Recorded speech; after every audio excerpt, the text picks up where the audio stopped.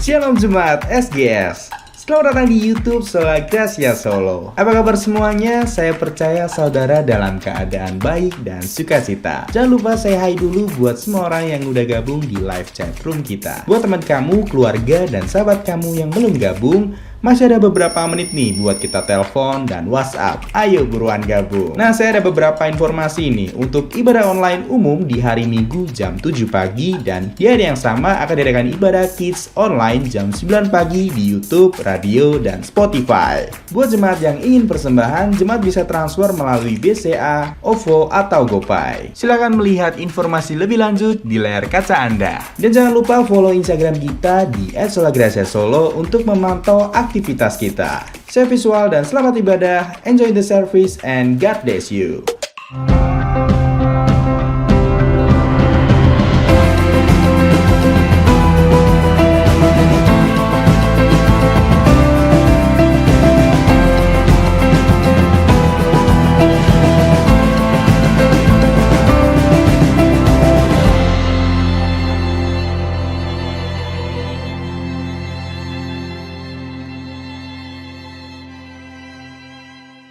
Shalom Bapak Ibu yang dikasihi Tuhan.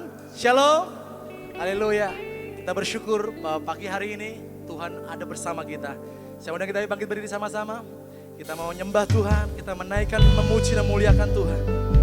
Naikkan rasa syukur saudara di hadapan Bapa kita.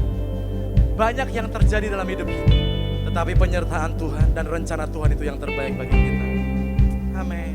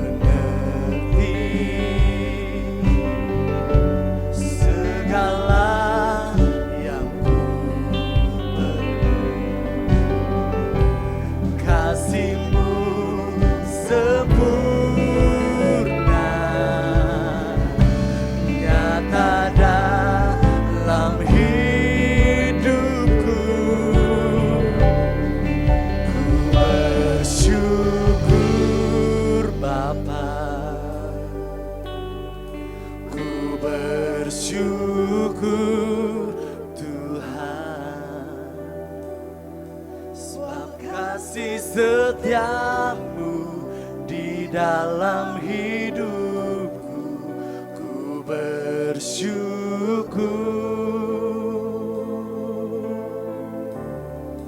ku bersyukur Bapa, ku bersyukur Tuhan, sebab kasih setiamu dalam hidupku, ku bersyukur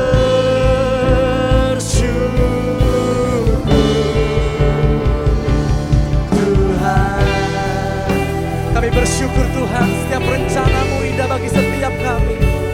Apapun keadaan dan kondisi kami hari ini, kami tetap bersyukur Tuhan. Banyak yang Kau perbuat di dalam hidup, rancangan indahmu terjadi di hidup. Engkau Bapa yang mengerti, Bapa yang mengerti segala yang ku perlu.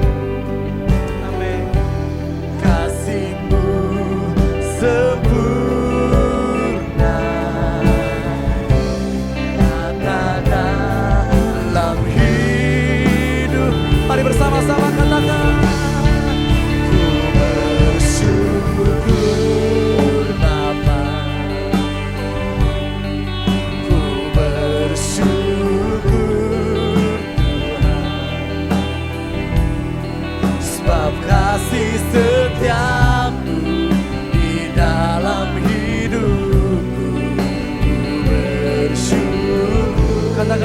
bersyukur.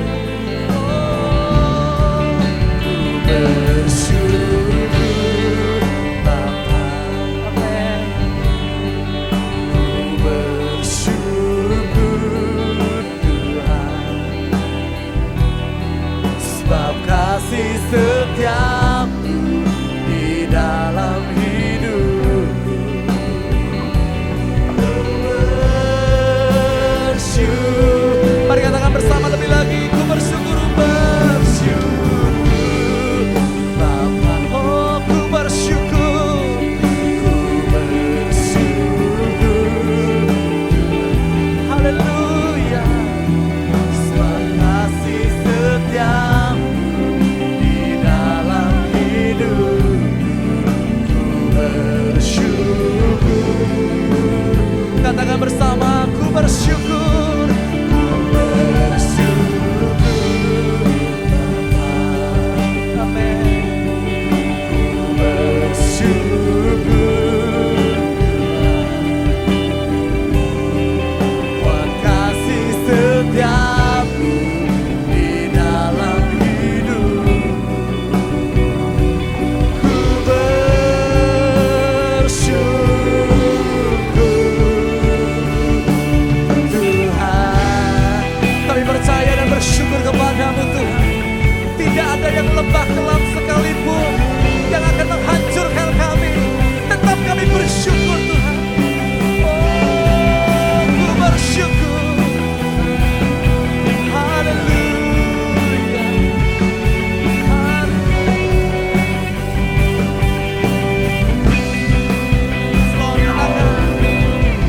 Tak ada lembah kelam yang tak ku lewati tanpa hadirmu. Katakan, hatiku takkan gentar. Hatiku takkan gentar, sebab ku tahu tanganmu yang menopangku. Tak ada lembah kelam. Tak ada lembah kelam yang tak ku lewati tanpa hadirmu. Lebih lagi katakan dengan iman. Hatiku takkan gentar, sebab ku tahu tanganmu yang menopang. Kaulah Yesus, kaulah Tuhan. Kaulah Yesus, kaulah Tuhan, hanya Kau ku percaya. Lebih lagi katakan, Kaulah Yesus, kaulah Tuhan, harapan hidupku. angkat tanganmu, katakan. Bersyukur Bapa, Kami bersyukur Tuhan. ku bersyukur Koralapa syakara. Kami bersyukur Tuhan. sebab kasih setiamu di dalam hidupku. Ku bersyukur, Kami bersyukur Tuhan. Kami bersyukur. ku bersyukur Bapa, Oh, kami bersyukur Tuhan. Buat kasih-Mu dan setia-Mu Tuhan. sebab kasih setiamu di dalam hidupku. Ku bersyukur, Mari lebih syukur lagi, katakan ku bersyukur. Bapa, Ku bersyukur. ku bersyukur Amin, amin. buat kasih setiamu di dalam hidupku.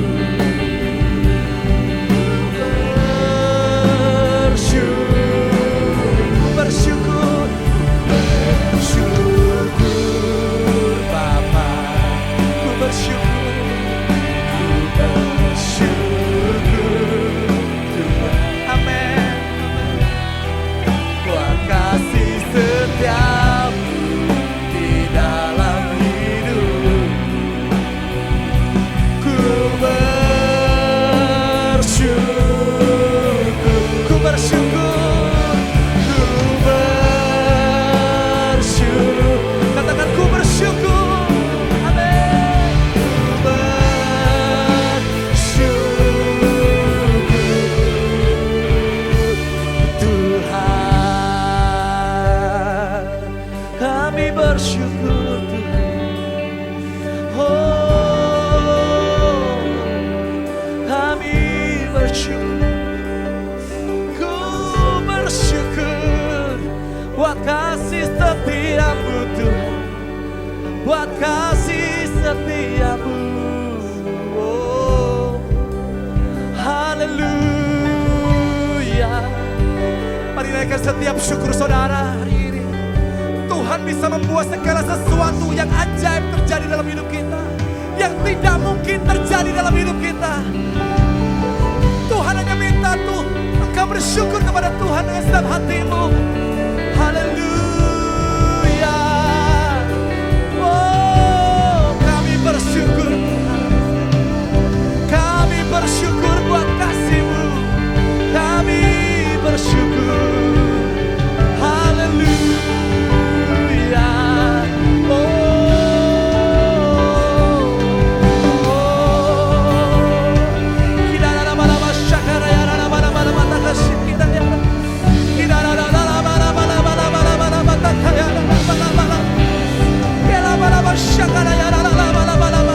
Tetaplah bersyukur di tengah kondisi dan situasi saat ini. Tetaplah bersyukur dan berbuat pada Tuhan Yesus. Haleluya, haleluya.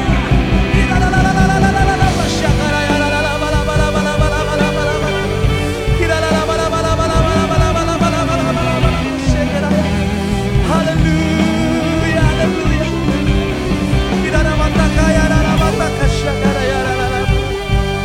Ku bersyukur Tuhan, ku bersyukur, ku bersyukur. Oh, syakara ya la la la la la la la la la la la la la. Haleluya, haleluya.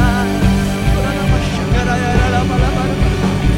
Kurana mataka ya la la la la la la. Terima kasih Tuhan, terima kasih Tuhan, terima kasih Tuhan, terima kasih.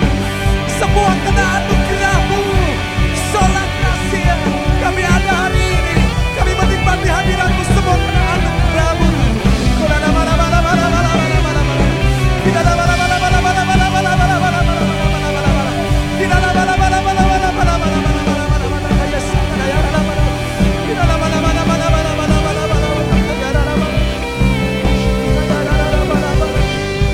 Oh Yesus, kami sembah Kau Tuhan, Bapa yang baik, Bapa yang mengerti.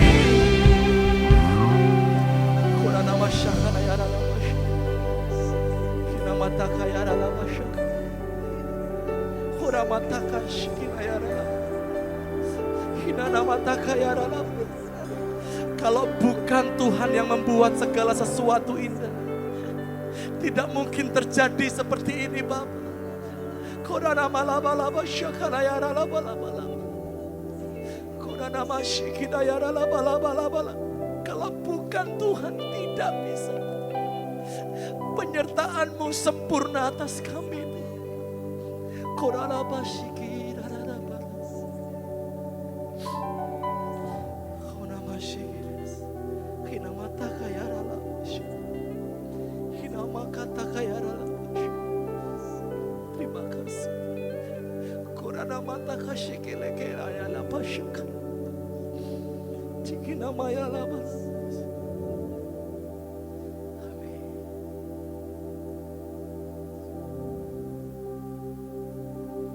Kisikinis.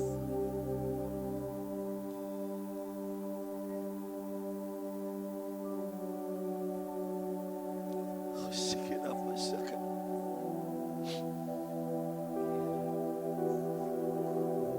Roh Kudus, thank you.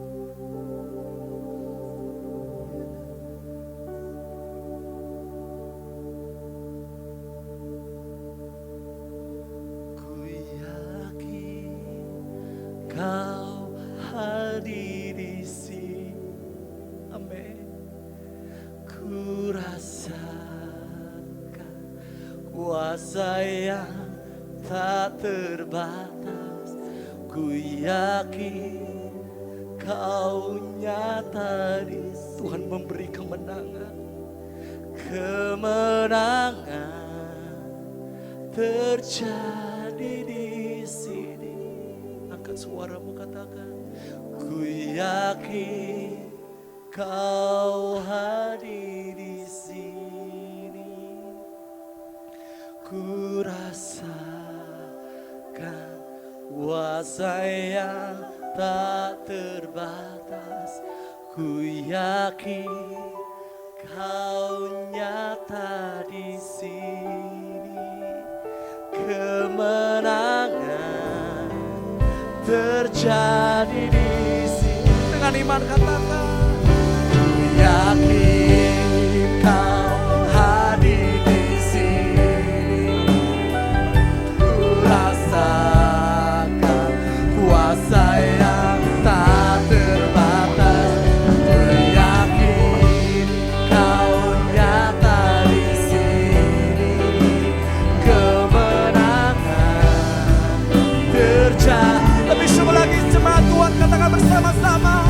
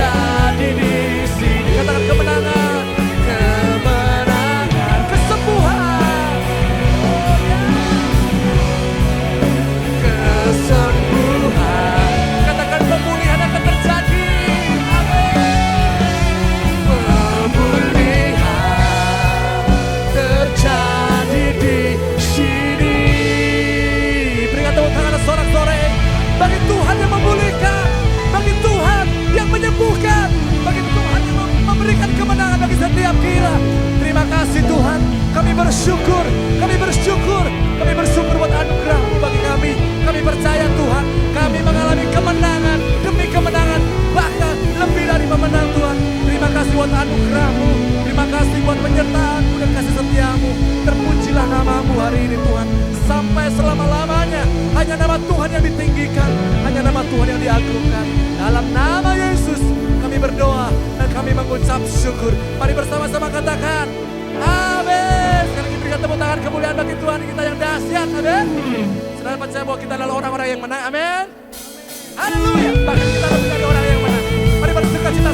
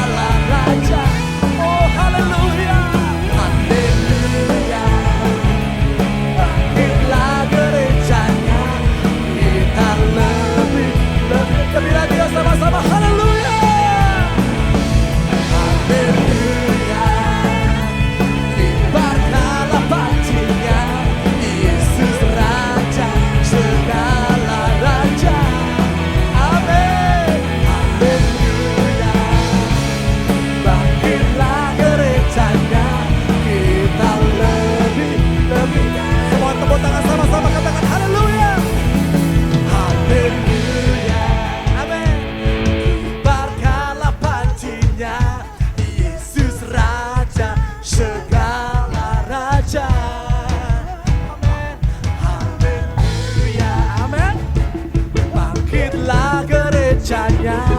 Kita lebih dah sama-sama. Amin. Haleluya. Ibaratlah partinya Yesus raja segala raja. Haleluya. Bangkitlah gerejanya. Kita lebih dari, katakan kita lebih dari pemenang. Amin. Kita lebih dari pemenang. Once more. Kita lebih dari pemenang. Haleluya. Yang lebih dari pemenang, berikan tepuk tangan sorak-sorai bagi Bapa kita yang dahsyat. Haleluya. Terima kasih Tuhan. Kami bersyukur Tuhan. Bersyukur padamu Tuhan, sebab kasih setiamu di dalam hidupku. Anugerahmu besarlah di setiap langkahku. Ku bersyukur padamu Tuhan, sebab kasih setiamu di dalam hidupku. Anugerahmu besarlah di setiap langkahku. Lebih syukur lagi, katakan ku bersyukur, ku bersyukur padamu Tuhan, sebab kasih setiamu di dalam hidupku. Anugerahmu besarlah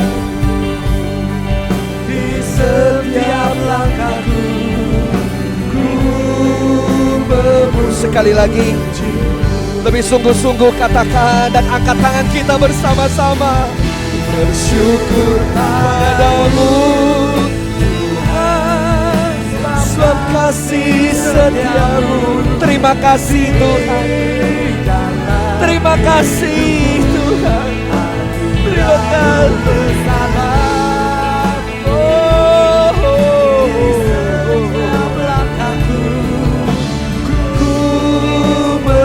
Jemaat saja menyanyi, katakan bersama-sama. Ku bersyukur padamu Tuhan, sebab kasih setiamu di dalam. Terima kasih Tuhan. Kami boleh beribadah kembali. Terima kasih. Kasih Tuhan.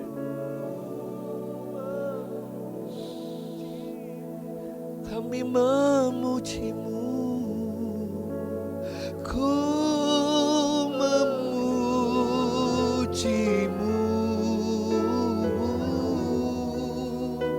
ku memuji-Mu.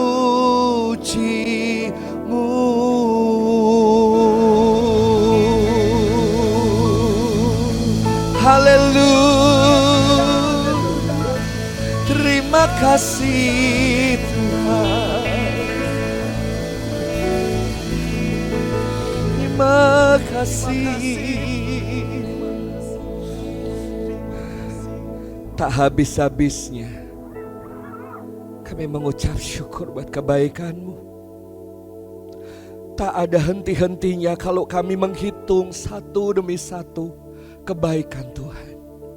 Terima kasih Tuhan, kami ada semua karena-Mu.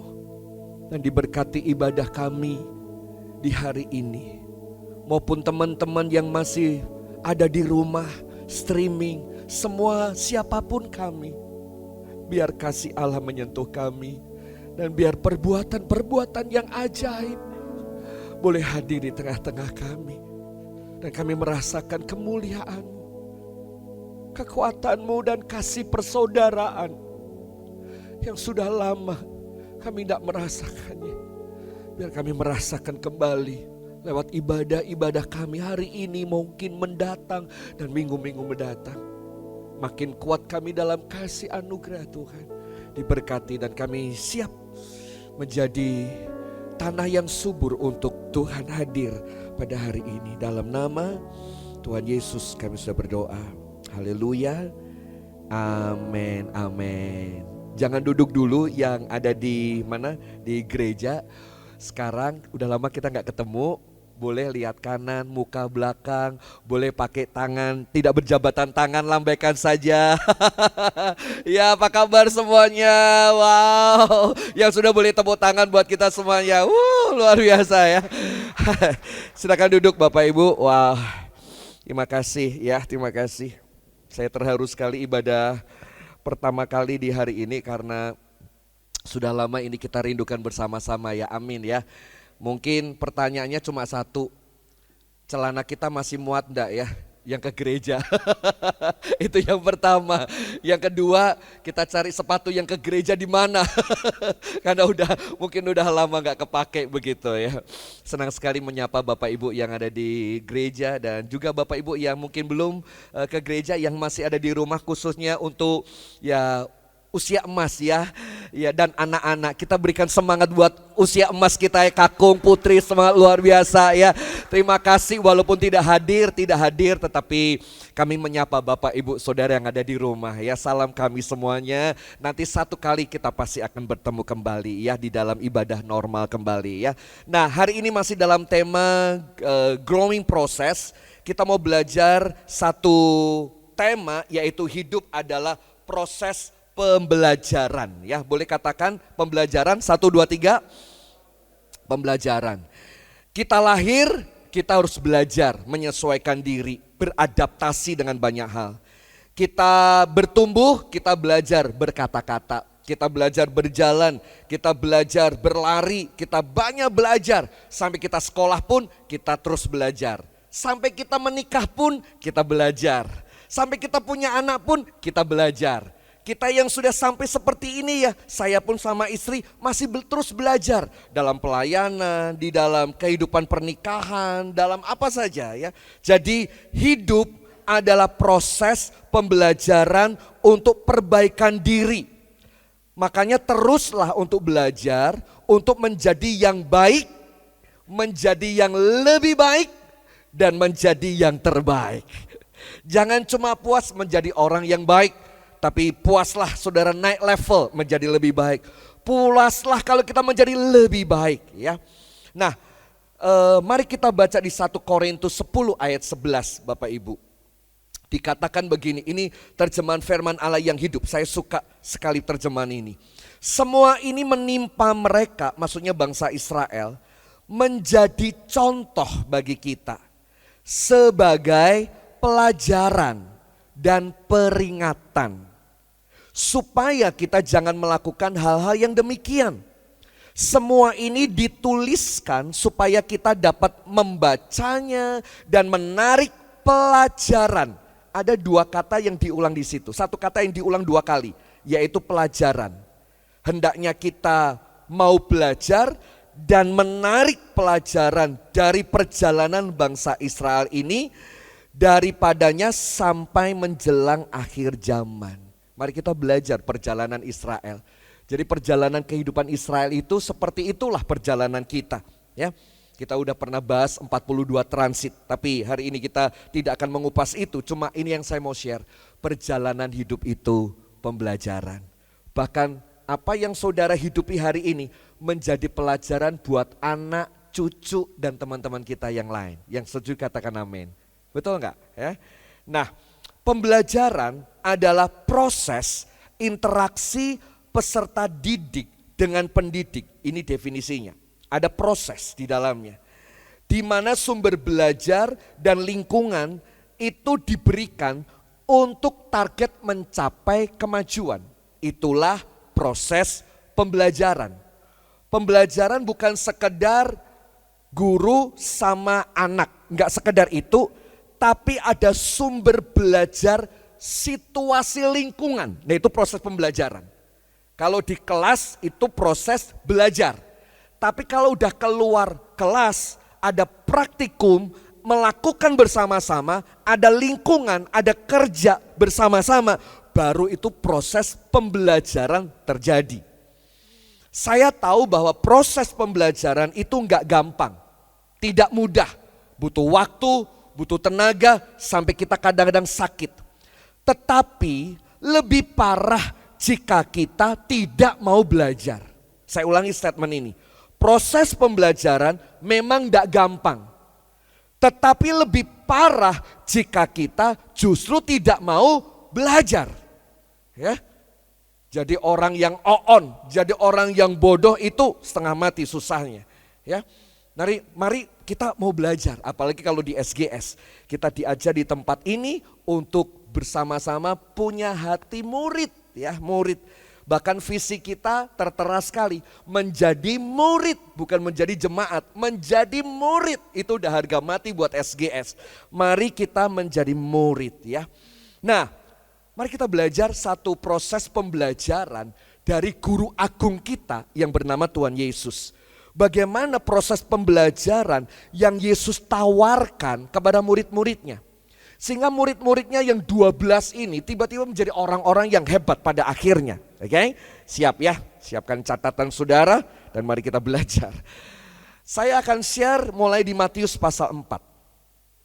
Waktu Yesus memanggil Petrus dan Andreas, Tuhan berkata gini, mari ikutlah aku. Kamu kujadikan penjala manusia.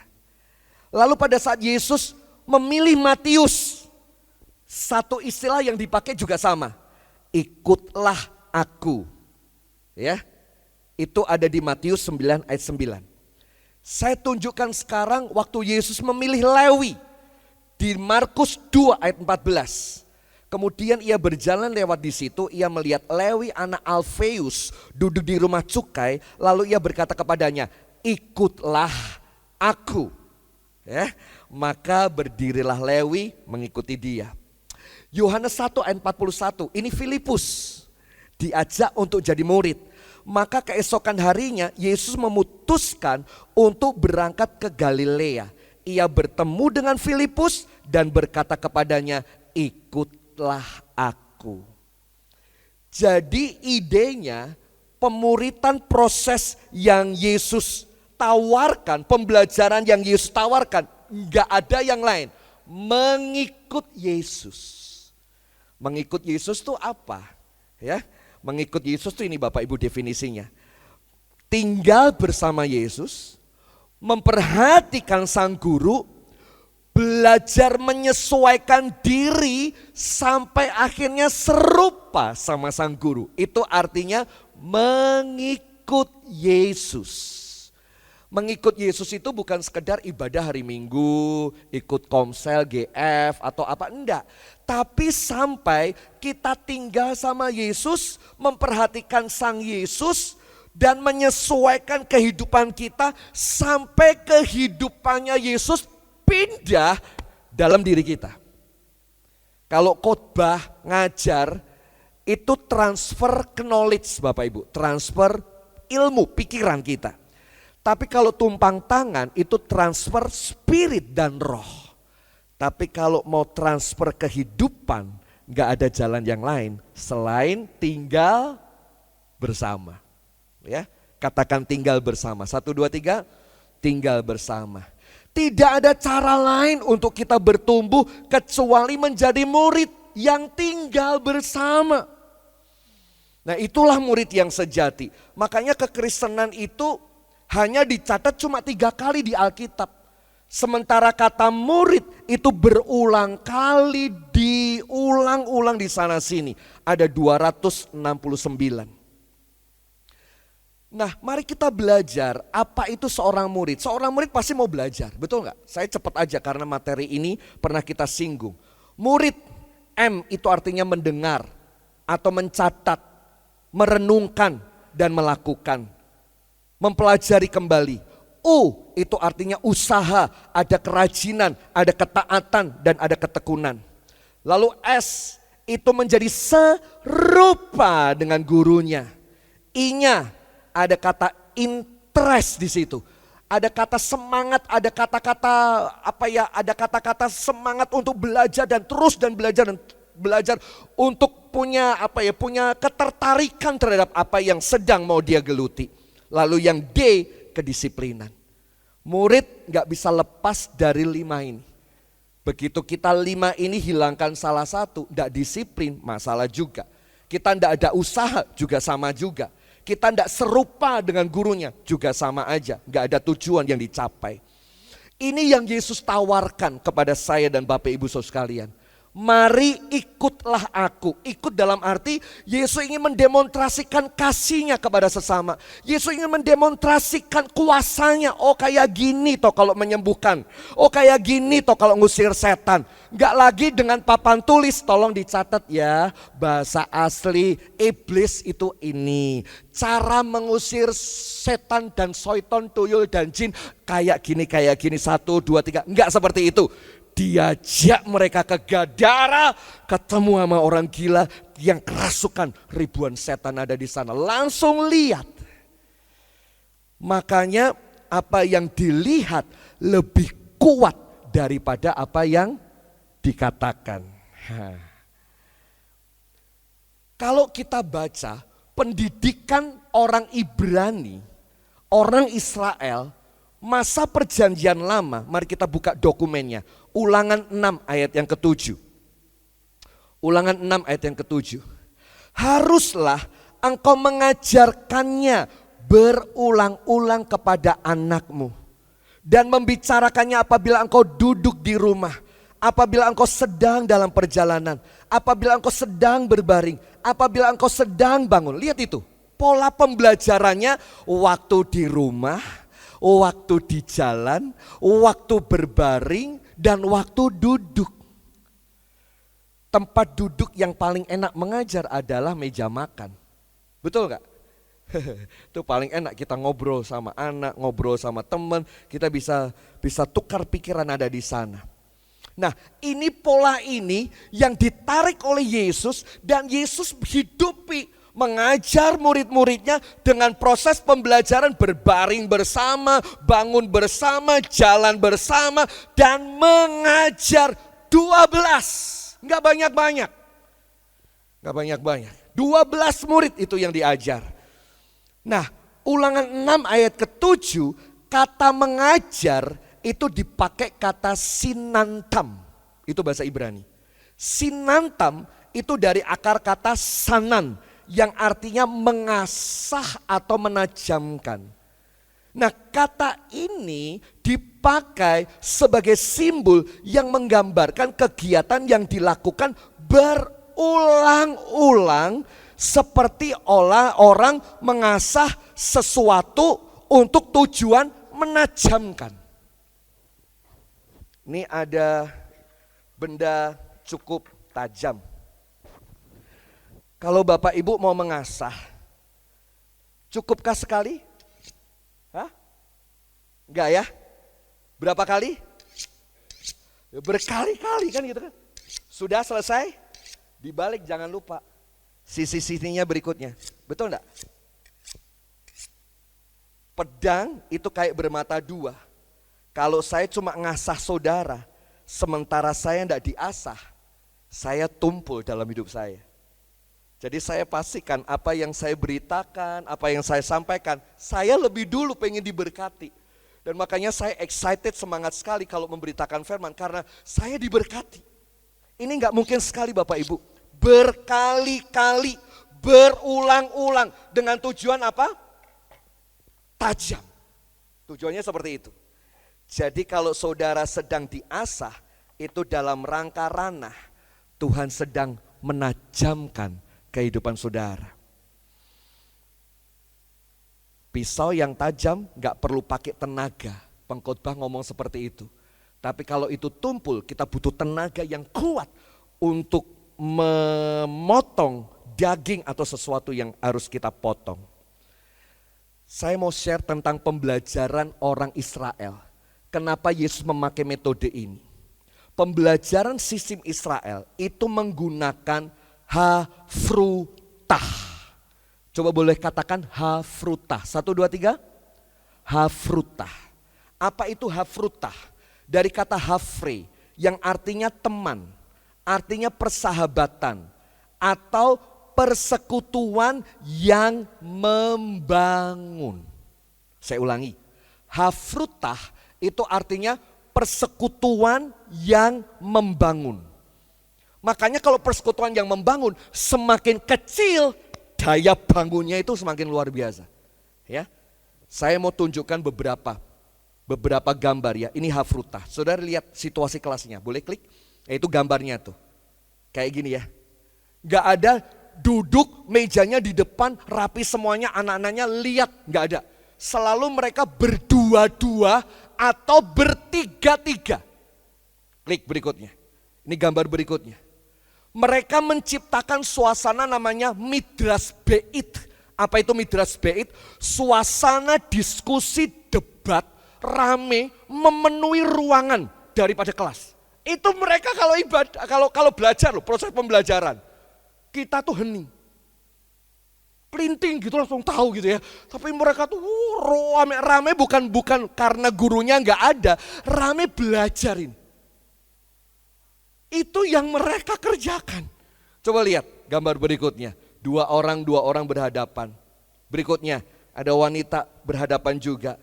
Berikutnya mereka berhadapan 2-3 orang. Next, kadang-kadang ada rabi yang datang di situ. Itu yang mereka kerjakan. Next berikutnya, ini di perpustakaan. Wow, bahkan anak kecil ada hafrutah di situ. Saya rindu ini kita canangkan beberapa waktu ke depan. Saya coba pikirkan bagaimana hafrutah itu mulai merambah dan memvirus jadi virus buat kita semuanya. GF, pertemuan komsel itu udah hafrutah. Hubungannya itu membicarakan firman, saling membangun, saling berbagi, saling menguatkan. Itu yang terjadi. Dan itu pola pendidikannya Ibrani diadopsi Yesus untuk mari ikutlah aku. Ya. Nah, pendidikan hafrutah berasal dari kata heber yang artinya teman. Metode ini tradisional untuk berdebat, bertukar pikiran, dan bahkan bertanya kritis satu dengan yang lain untuk saling menajamkan. Melalui pertanyaan, dialog, diskusi, argumen, eksplorasi jawaban dari teman, itu membuat sebuah ide, pelajaran berkembang lebih deep, lebih dalam. Nah, dalam proses menemukan jawaban atas berbagai pertanyaan dari orang lain, mereka mulai menggunakan imajinasi mereka. Mereka mulai gunakan kreativitas mereka, keterampilan mereka berpikir di tingkatan yang bawah sampai tingkatan yang atas itu digunakan akan hal ini.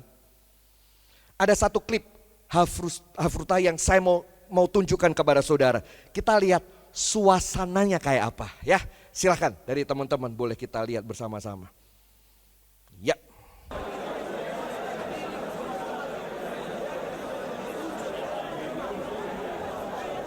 Wow. Bayangkan itu, ini cara belajarnya mereka.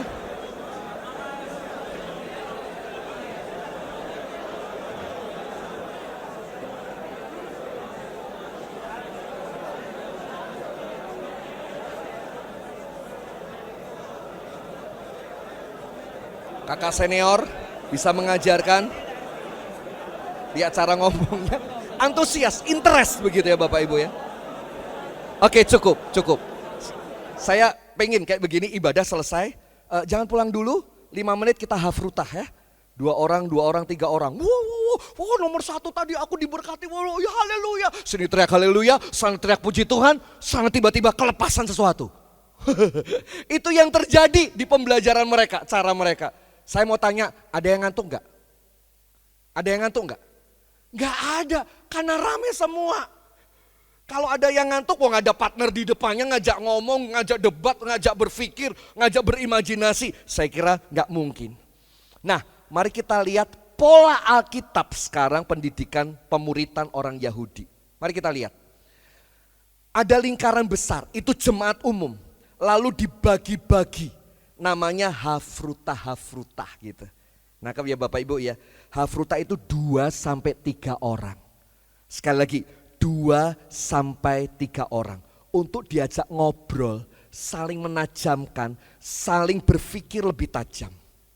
Pendidikan pertama, coba bayangkan ya, ada bulatan, isinya anak-anak kecil, kids kalau di SGS, ada kids, itu namanya bed sever, usia 5-12 tahun. Tugas mereka diajari membaca Taurat. Udah baca Taurat. Bahasa Ibrani itu agak sedikit susah bacanya. Lebih gampang Yunani.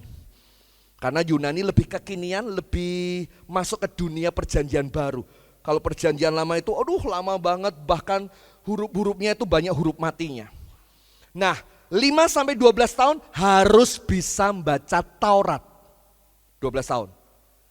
Makanya harusnya kalau anak-anak kids, ini ada beberapa guru kids, kita program baca Taurat di usia 12 tahun ke bawah. Itu wajib kalau mereka. Lalu yang kedua, lingkaran kedua adalah midras. Itu sudah usia 12 sampai 14 sampai 14 tahun. 12 sampai 14 atau bahkan sampai 15 tahun, kurang lebihnya. Itu midras. Sudah mulai menafsirkan ayat. Nggak lagi baca, nafsir ayat. Nih ayat ini artinya ini, nih ayat ini artinya ini. Kok bisa? Oh, proses pembelajarannya kayak tadi tuh Bapak Ibu. Kalau nggak jelas ada gurunya, nggak jelas ada kakaknya. Itu yang ngajar. Itu mereka. Mereka powerful. Makanya jangan pernah meremehkan orang-orang ini. Orang-orang hebat itu lahir dari orang-orang Ibrani dan bahkan orang-orang Israel. Hari ini penemu-penemu hadiah Nobel kebanyakan dari orang Israel. Kenapa? Ini sistem pembelajarannya. Hafruta. Ada komunitas besar, tapi ada komunitas 2 atau 3 orang. Wow. Masih ingat enggak? Daud menggembalakan berapa kambing domba? 2 atau 3. Pola 2 atau 3 ekor atau orang itu seringkali muncul di Alkitab. Harusnya kita ngerti. Wow, ternyata kelompok kecil ini membuat proses pembelajaran itu naik. Di usia 15 tahun ke atas ada namanya Talmud. Talmud itu adalah pendidikan buat orang-orang di usia 15 tahun yang dipilih oleh rabi untuk ikut sama rabi. Nah ke Bapak Ibu, saya ulangi, kalau udah kelasnya Talmud nih, itu rabi datang, rabi milih. Rabi milih itu dengan banyak kriteria dan pertimbangan. Kalau rabi udah ngomong, ikutlah aku, wah itu sebuah hadiah yang luar biasa. Dipilih rabi untuk ikut kok. Nah makanya kenapa Yesus berkata ikutlah aku. Itu dalam ranah dia mau melepaskan pembelajaran Talmud kepada 12 muridnya. Nangkep ya? Ikutlah aku. Itu bukan sekedar ikut ibadah, enggak. Tapi hidup bersama Tuhan yang ngajar secara langsung. Dan Tuhan yang menjadi guru atas mereka. Ada istilah yang terkenal namanya leh akarai. Yang artinya mari ikutlah aku. Leh akarai. Begitu leh akarai. Itu langsung disambar. Itu pasti disambar. Saya mau kasih contoh. Waktu Elia dia bawa jubahnya. Dia lemparkan ke tempatnya Elisa. Nangkap ya ceritanya ya? Elisa dilempar begini. Leh akarai. Itu Elisa langsung ikut sama Elisa. Elisa ikut sama Elia. Ini sebuah penghormatan yang luar biasa. Bahkan begini Bapak Ibu, ajaran-ajaran petuah-petuah orang rabi yang ada di Talmud, ajaran di Talmud, semua ajarannya itu biasanya dipakai kata kuk. semua ajaran, semua petuah-petuah yang ada di Talmud itu buat mereka kayak kuk. Pantes Matius 11 ayat 28 berkata, datanglah kepadaku, aku akan memberikan kelegaan, pikulah kuk yang kupasang, belajarlah daripadaku. Saya kesini sebentar, pelan-pelan, saya mau giring saudara ke satu titik. Ya, Tuhan pengen intinya begini, Tuhan pengen begini, saudara bertumbuh menjadi murid yang sesuai dengan Kristus lewat pembentukan daripada Sang Guru. Nah, mari kita belajar tentang konsep daripada hafrutah. Kalau itu 2-3 orang kumpul, dan itu hubungan dekat. Semakin saudara dekat itu semakin benturan itu makin kuat.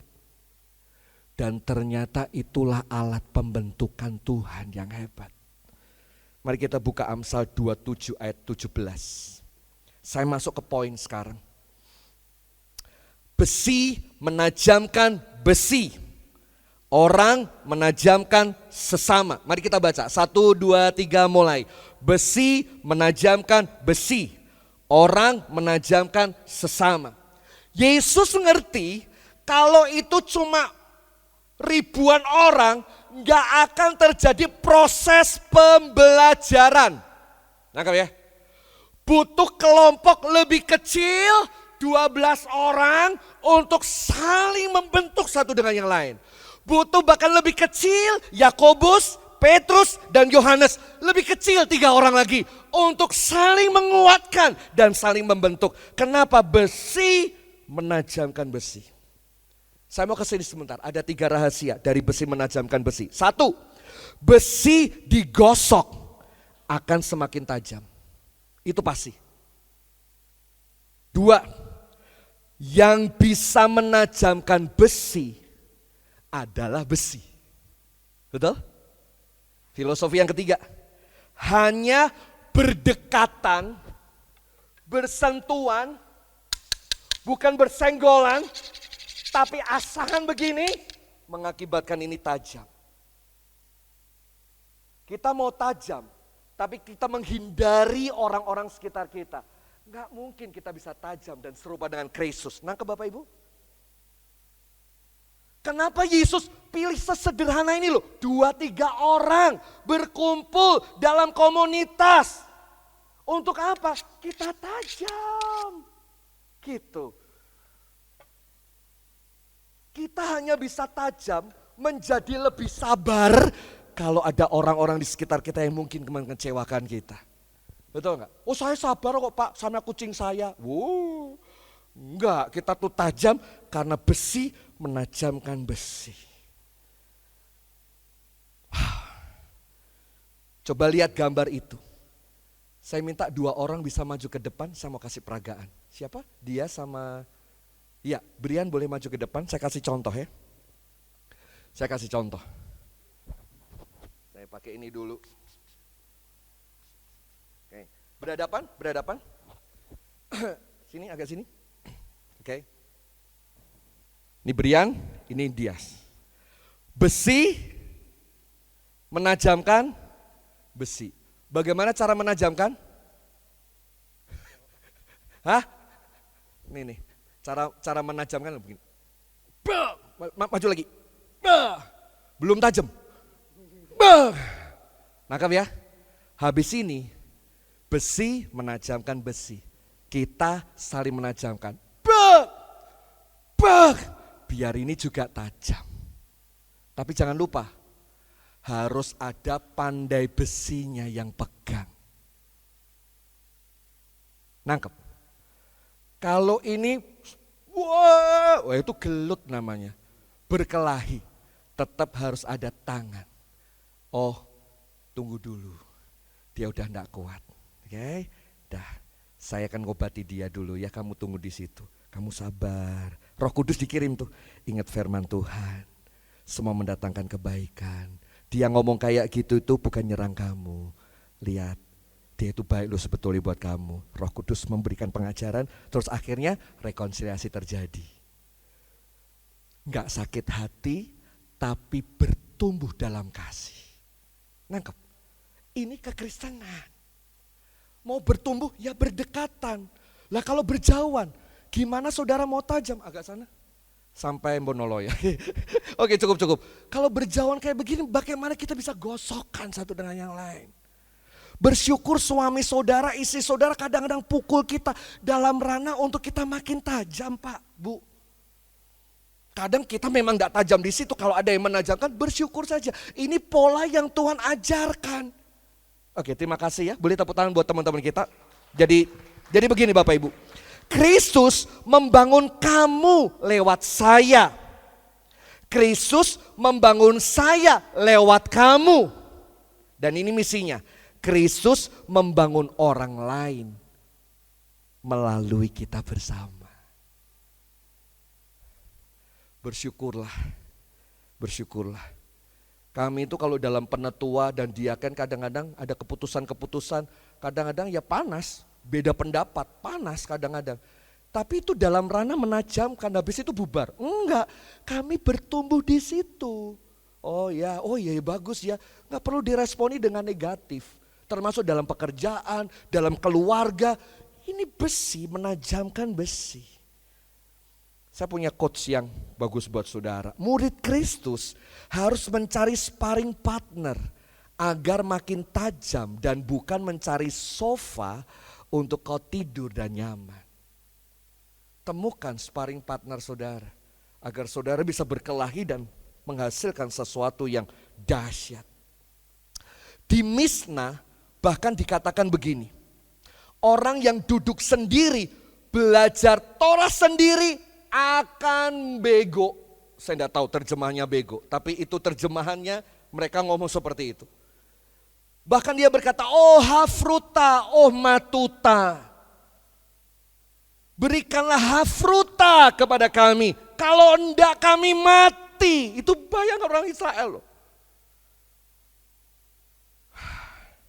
Matius 18 ayat 20. Yesus sendiri berkata, sebab di mana 2-3 orang berkumpul, namaku ada di situ.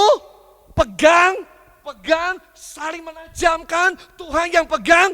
Alkitab berkata, mereka sepakat minta apapun, Tuhan akan beri. Saya berharap apapun yang terjadi dalam hidup kita, anggap itu hafruta, sebuah vitamin untuk kita boleh naik lebih tinggi. Jangan berasumsi lain sebab saudara akan patah dalam kehidupan dan perjalanan kita. Bukan apa yang di luar yang terlihat hebat, tapi apa yang tersembunyi dalam dirimu. Setelah apa? Kau mengalami rautan demi rautan dengan benda tajam, kau keluarkan sebetulnya apa yang ada di dalam dirimu. Kau butuh rautan untuk keluarkan itu. Barang siapa tidak mau belajar, maka sulit buat mereka untuk mendapatkan kenikmatan dalam kehidupan ini. Bahkan menjalani hidup ini akan susah. Selalu di sini benturan, selalu jadi masalah, selalu gak enakan. Kenapa? Kita punya sudut pandang yang beda. Oh dia ngomong kayak begini, gak senang. Oh dia ngomong kayak begini karena begini-begini. Coba lihat secara hafruta bahwa orang-orang sekitar kita, Tuhan izinkan ini terjadi untuk pembentukan diri kita lebih dewasa. Selama itu ranahnya benar, saudara pasti bertumbuh. Yang bertumbuh dan sehat pasti berbuah. Caranya bagaimana Pak? Saya mau kasih cara, habis ini saya akan selesai. Caranya ada di Kolose 3 ayat 16. Hendaklah perkataan Kristus. Nah, waktu 3-2 orang itu kumpul, bukan kumpul yang lain Bapak Ibu, kumpul perkataan Kristus diam dengan segala kekayaan di antara 2-3 orang yang kumpul. Itu caranya. Ya kumpul. Wedangan terus ngomong kanan kiri. Perkataan Kristus tidak ada di dalamnya. Itu bukan hafruta. Itu hanya pertemuan saja. Tapi kalau kita mau hafruta saling menajamkan sehingga sampai roh hidup kita berubah, sampai kita serupa dengan guru, perkataan Kristus harus ada di antara kita. Ini bukan sekedar hangout, pergi jalan-jalan, tapi perkataan Kristus ada enggak? Ngomong-ngomong, ujungnya tetap firman Tuhan yang diomongin. Ujungnya tetap Kristus yang jadi pembicaraan. Orang ini pasti bertumbuh. Pasti kekuatan damai sejahtera akan turun. Sehingga kamu dengan seorang, dengan yang lain saling mengajar, menegur seorang akan yang lain. Ini Kolose ngomong, seorang akan yang lain. Jadi begini, kamu ngomong duluan, saya mau dengerin. Habis itu, ini ngomong yang dia dengerin. Itu saling membangun. Lah kalau sini ngomong terus sana enggak dikasih kesempatan, enggak fair, enggak adil. Biar adil, itu namanya saling menajamkan. Ya, Tuhan pengen agar kita boleh bertumbuh. Lalu coba baca bagian yang terakhir itu. Kamu mengucap syukur, kata mengucap syukur itu ada 2 kali. Di ayat yang 16 sampai 17 ada 2 kali disebut. Mengucap syukur, sambil mengucap syukur. Jadi kalau ditegur, dikasih masukan, mengucap syukur itu di hafrutah itu kayak begitu. Oh thank you ya, aku kalau nggak dikasih tahu, waduh aku nggak tahu nih jadinya kayak apa. Oh, thank you bang, itu hafrutah. Bertumbuh enggak ini? Bertumbuh. Bisnisnya jalan nggak? Jalan, karena ada yang kasih masukan.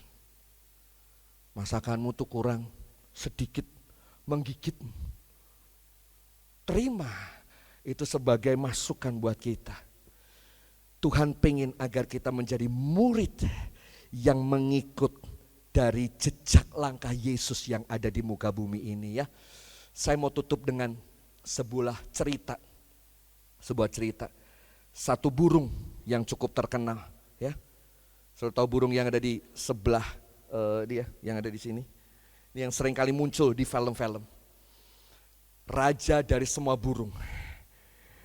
Raja Wali datang, burung hantu datang, lalu burung emprit, burung gereja datang ke tempat burung ini. Sang raja ini. Namanya ponik. Ekornya bisa 2 meter. Mereka tanya, gimana cara membuat sarang? Ya. Teman-teman boleh siap ya. Gimana cara membuat sarang? Lalu burung ponik ini ngobrol dan kasih tahu. Oh, buat sarang tuh kayak begini. Sarang adalah sesuatu yang harus kuat. Wah. Baru ponik ngomong kayak gini, Raja Wali langsung terbang. Walah, gampang. Ternyata gitu toh. Burung raja dari segala macam burung itu ngomong kalau buat sarang harus kuat. Oke, akhirnya dia terbang dan memang benar. Sarang burung Raja Wali itu kuat-kuat semua. Tertinggal 2 burung ini. Dan ada 1 burung yang terakhir saya mau share. Akhirnya ponik ngomong gini. Aku bersyukur kalau kamu belum cepat-cepat pergi. Karena ada kunci berikutnya yang saya mau ngomong, ini penting. Jangan cuma sarang kuat, tapi sarangnya harus rapi tersusun. Oh ya. Kata kuncinya rapi tersusun. Mereka langsung terbang. Hantu sama burung gereja ini. Dan mereka buat sarang. Dan tertinggal 1 burung yang tersisa di sana. Loh, kamu kok enggak terbang? Saya menunggu. Kunci berikutnya siapa tahu. Memang ada 1 kunci yang mereka enggak tahu. Yang aku mau sharing. Apa itu guru? Ponik ini ngomong, 1 harus kuat, 2 harus rapi. Yang ketiga, cari tempat yang gelap, lembab. Dan beri yang terbaik dari hidupmu. Burung ini akhirnya terbang, cari tempat yang lembab dan gelap. Dia tumpahkan air liurnya untuk membuat sarang ini. Saudara tahu burung walet ya? Burung yang bertubuh kecil diminta atau tidak diminta, dipelihara atau tidak dipelihara, Tuhan telah mentakdirkan dia untuk terus berkreasi, membuat sarang dan memberikan yang terbaik dengan nilai yang tinggi. Gak usah disuruh. Gak perlu dipajang, dikasih sangkar emas, gak perlu. Dia tetap ngasih yang terbaik dimanapun dia berada. Gak perlu mikirkan tempat yang enak atau di mana saya berada, kasih yang terbaik. Itu jiwa walet. Di samping saya ada beberapa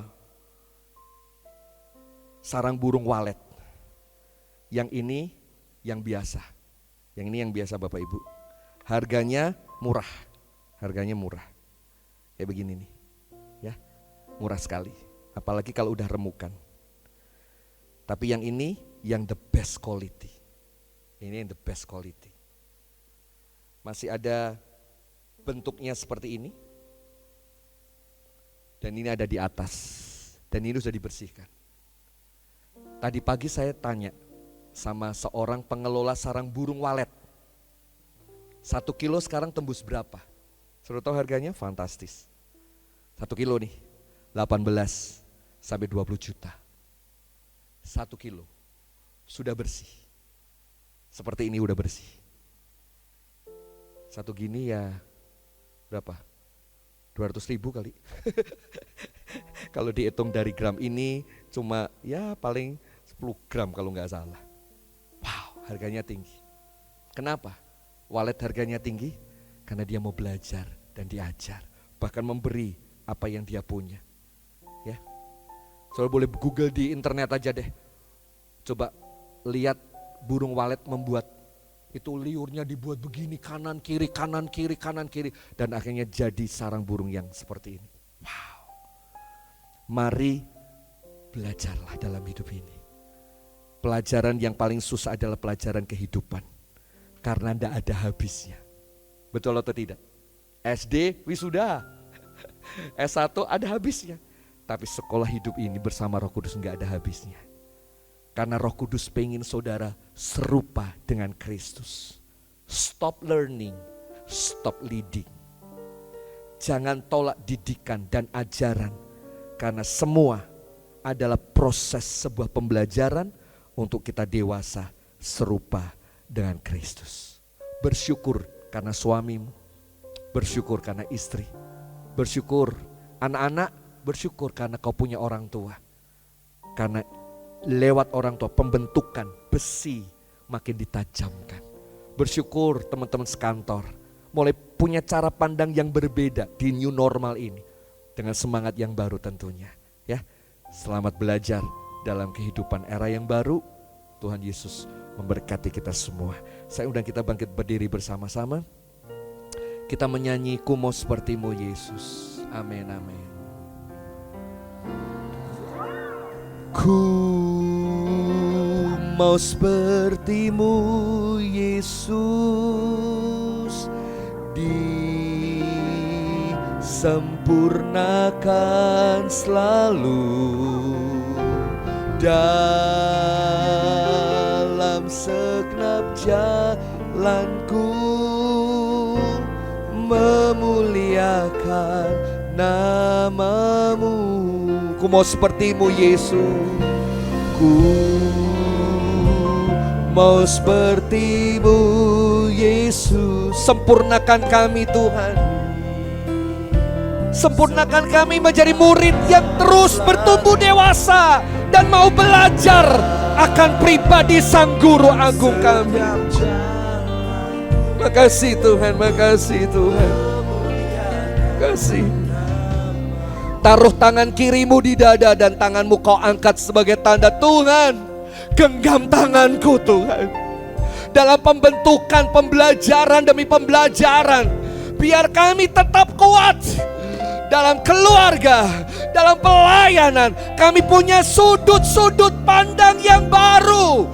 Melihat orang-orang sekitar kami sebagai teman sahabat yang dipakai Tuhan untuk menyempurnakan kehidupan kami, mendewasakan kami, membuat kami lebih maju, membuat kami lebih menjadi berkat dan serupa dengan Engkau. Dalam nama Yesus, turun Roh-Mu yang kudus, memberkati kami semua. Teman-teman yang ada di gereja maupun yang ada di rumah-rumah, disertai Tuhan, dipelihara oleh Tuhan dalam keadaan new normal. Kami mau belajar lagi, belajar dalam situasi yang berbeda dengan yang dulu. Roh Kudus bantu kami lebih kreatif, lebih sabar, inovatif, kerja lebih keras, mau belajar dan menemukan teman-teman di Hafrutah kami, untuk kami boleh saling melengkapi. Tidak ada yang sendiri di tempat ini. Tidak ada yang sendiri di tempat ini. Semua punya Hafrutah untuk saling melengkapi, menolong, memaksimalkan, menggandeng sampai tujuan ilahi hadir dan kerajaanmu tinggal tetap di muka bumi, di keluarga kami. Diberkati ladang-ladangmu, diberkati bisnismu, diberkati ternak usaha-usahamu, pekerjaanmu, kantormu, karyawanmu. Dimulainya normal yang baru ini, Tuhan melepaskan berkat-berkat dan hujan yang baru. Kau tidak perlu takut dengan pelanggan-pelanggan yang pergi, sebab berkat daripadaku, kata Tuhan. Berkat aku curahkan dalam new normal ini.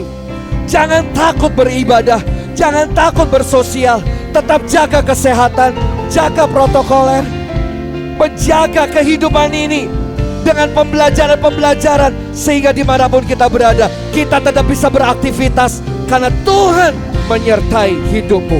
Pulang dan terima berkat kasih anugerah Allah Bapa, kasih Kristus, penyediaan daripada Roh Kudus menyertai kita dari hari ini sampai Maranatha, Tuhan Yesus datang yang kedua kalinya. Haleluya, amin, amin. Tuhan Yesus memberkati kita semuanya. God bless you, God bless you.